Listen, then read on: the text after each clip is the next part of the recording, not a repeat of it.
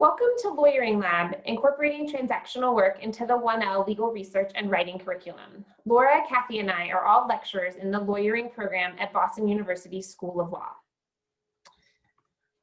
A number of years ago, Boston University School of Law, after a retreat with faculty and alumni, decided it was important to add transactional work to the 1L curriculum. Why? First, the ABA requires that law schools adequately prepare students for practice. This means we are charged with turning out graduates who are responsible members of the legal profession. However, according to a 2015 survey of hiring lawyers and senior associates at law firms of all sizes, 95% of hiring attorneys who do transactional work believe their new graduates lacked fundamental legal skills. Transactional skills are needed in many areas of law, even litigation, and most students will perform some transactional work in their practice, regardless of the type of law they ultimately choose. In light of this, Boston University began Lawyering Lab. What is Lawyering Lab? It's a required week-long transactional clinic held in early January between the 2 semesters of the 1L year. The students receive 1 ungraded experiential credit for this course. Originally, the course was taught by doctrinal and clinical faculty. However, after a number of years, the lawyering skills faculty took over the program and have worked to integrate it into the 1L curriculum so that it's more than purely a standalone program.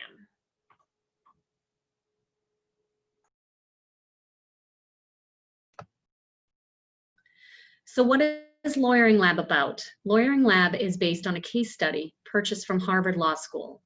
The problem involves a real-life business transaction which took place in the mid-1990s between 2 medical device companies, Massachusetts-based Boston Scientific Company on the one hand, and Israel-based Medinol Limited on the other hand.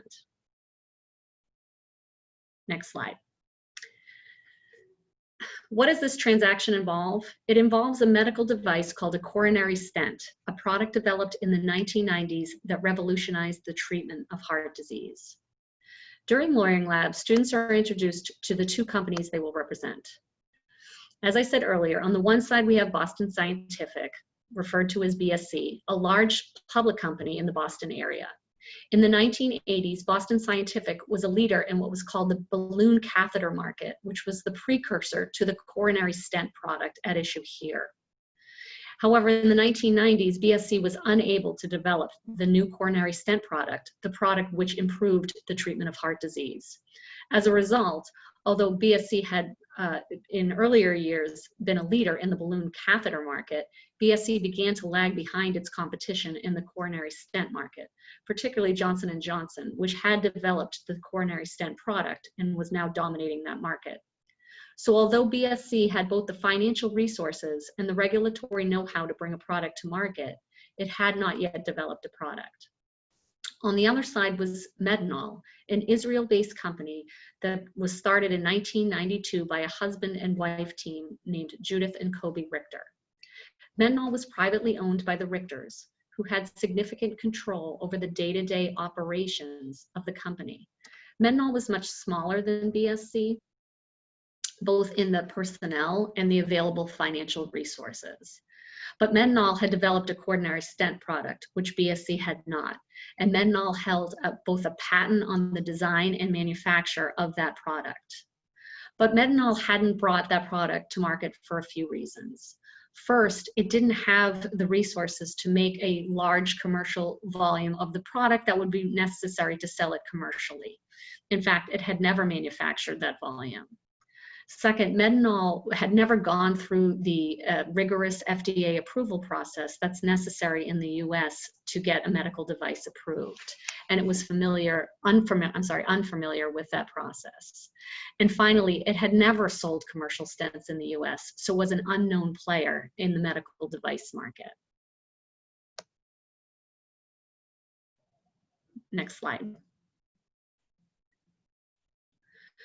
So with that background, the students are placed into teams of approximately 5 students each. Half of the students represent Medinol and the other half represent BSC. Students are asked to pretend it's 1995 before a deal took place between the 2 companies. So the issue is that BSC has both the financial resources and the personnel to bring a stent to market, but it doesn't have a viable product. Mendenhall, on the other hand, does have a product. It has a patent on both the design and manufacture of a coronary stent product, but it has never sold any product commercially and doesn't have the resources to go through the rigorous FDA approval process and actually bring the product to market. So that the question that the students will face over the course of Lawyering Lab, over the course of the week, is should these two companies come together at all? And if so, what should that deal look like? Lawyering Lab typically takes place over the course of 4 days, the week before the start of the spring semester. Each day is broken up into what we call blocks, and during the blocks, we mix a combination of instruction and exercises and simulations relating to the Mendenhall and BSc deal. We team teach the program with 2 instructors for each group of about 40 students. So I'll spend the next few slides talking about the schedule and what we cover in each day of the program. On the first day, we provide a lot of background information about the deal that students will need to know before they begin negotiating later in the week. We describe who the companies are and the principals at each company, provide some background on the stent industry, and explain that the companies are interested in doing a deal together. We also begin to discuss the pros and cons of doing a deal.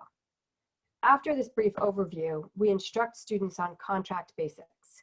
When we first started teaching this program a few years ago, we discovered that while students had taken contracts in the first semester of their 1L year, many of them had not ever read an actual contract. So we have them review a relatively simple contract, and we go over some of the format and some of the boilerplate terms like modification provision, governing law, and force majeure. We close out the first day of the program by discussing the different ways a deal between these parties could be structured, focusing on 2 polar opposites, a supply contract or a buyout. We explain the basics of each of these 2 structures, and we get our students ready to counsel their clients the next day by going over refreshing the client counseling instruction we previously provided in the lawyering skills class during the fall semester. We spend the morning of the second day continuing to get students ready to counsel their clients. And when I say clients, I mean either BSc or Mendenhall, by talking about the 2 different types of contracts a bit more. Then students do teamwork exercises like the Marshmallow Challenge with their teams. They also complete an individual assessment to identify how they work in groups, and then the group spends time assigning roles for the upcoming counseling session. Before the client counseling sessions begin, students write a letter to the client outlining the pros and cons of each of the 2 options, the buyout or the supply contract.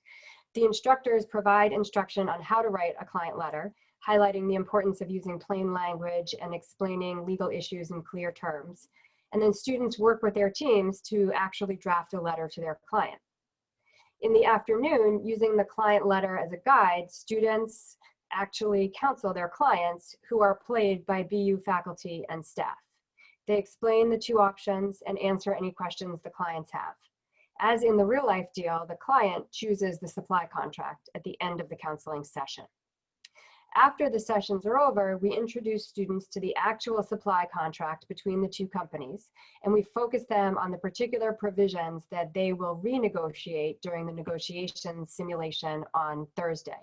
Students consider the benefits and drawbacks to how the provisions are currently drafted, with an eye to how they might try to improve their client's bargaining position during the negotiation the next day. On the 3rd day of the program, we spend the day getting ready for the ultimate negotiation over the renegotiated contract provisions. We discuss a number of negotiation techniques, and then students engage in a negotiation simulation on an unrelated matter so they can start to practice their skills before they negotiate the Mendenhall and BSc deal. For this part of Lawyering Lab, students are broken into their team-specific groups where they discuss negotiation strategies specific to their particular client.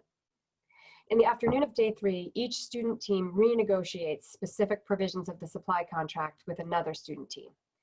A BU Law alum oversees each negotiation and assists teams with strategy and helps to break any stalemates that might come up during the course of the negotiation.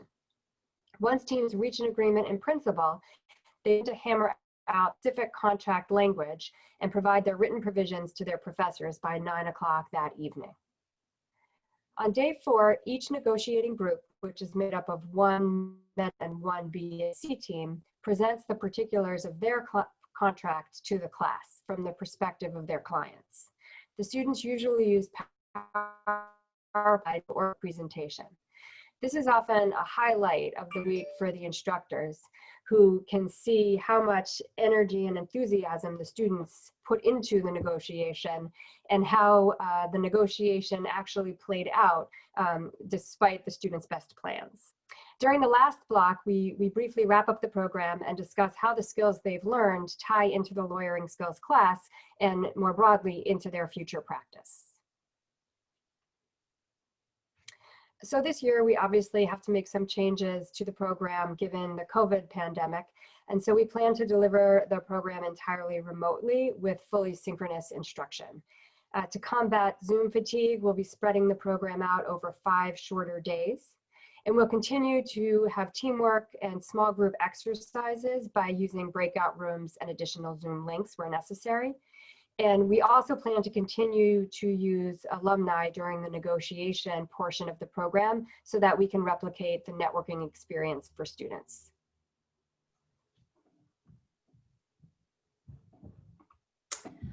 Lawyering Lab has numerous goals and outcomes academically for our students. First, Lawyering Lab mixes the first-year students into new groups outside of their traditional 1L sections and develops their teamwork skills. Teamwork is certainly necessary in transactional legal work, but it's not necessarily a part of the 1L curriculum otherwise. In fact, in the pre-Lawyering Lab self-assessment that each student fills out beforehand, approximately 65% of the students each year state that they prefer to work alone rather than in a team. Lawyering Lab challenges that instinct. Next, this is the first time that many, if not most, of our first-year students are exposed to transactional legal work. This experience gives them that exposure at the outset of their law school career. And in that same vein, Lawyering Lab helps develop transactional skills such as the basics of business formation, a more detailed knowledge of general contractual terms, and the skill of drafting the specific contractual provisions that they have negotiated. And finally, despite all of these goals, some of the students are not interested in transactional work at all. However, even students who just do not decide to go into transactional work develop skills that are useful in litigation and many other contexts. The skills such as client counseling, both orally and in written form, negotiations, and public presentations. These cross-practice professional skills will benefit all of the students who participate in Lawyering Lab. So even though Lawyering Lab is a standalone class between the 2 semesters, we at BU have made an effort to incorporate Lawyering Lab as part of our lawyering skills class. It's placed between the 2 semesters, and so it allows us to bridge the gap between the 2 semesters of our lawyering skills class. At BU, and during the fall semester of our lawyering skills class, we cover objective writing, in which students learn to objectively analyze a case, collect facts through an interview of a client, write objective memos and email memos, and also counsel a client as to the results of research. We use Lawyering Lab to strengthen some of those skills that the students have already developed during that first semester. So during Lawyering Lab, students objectively assess the pros and cons of doing a deal between those 2 companies. They weigh the benefits and drawbacks of the 2 particular deal structures, a buyout and a supply contract. And they also will counsel the client on a particular course of action. These are all skills that we introduced during the first semester of our lawyering skills class, but students are allowed to practice them in more depth and in a transactional context during Lawyering Lab. Lawyering Lab also allows us to introduce new skills that we're going to focus on during our second semester of our lawyering skills class. During Lawyering Lab, students are introduced to the idea of persuasive and concise drafting, because students will draft contract language that is beneficial to their client's position. They also, in a transactional context, advocate for their client in a negotiation with student attorneys from the other side. These skills will all be reinforced during our second semester when students learn persuasive advocacy through the drafting of a motion to dismiss and an appellate brief, which they then argue before faculty or alumni who act as judges. So Lawyering Lab allows us to introduce those persuasive advocacy concepts before the semester even begins.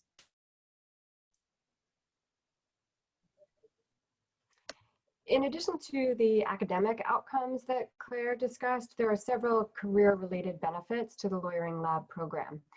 As noted, Lawyering Lab exposes students to transactional work in their 1L year. And we've heard from many students over the years that Lawyering Lab is a very popular discussion topic during 1L and 2L summer job interviews. It also helps students decide which practice areas they are interested when the time comes to start to figure out which practice areas they want to focus on.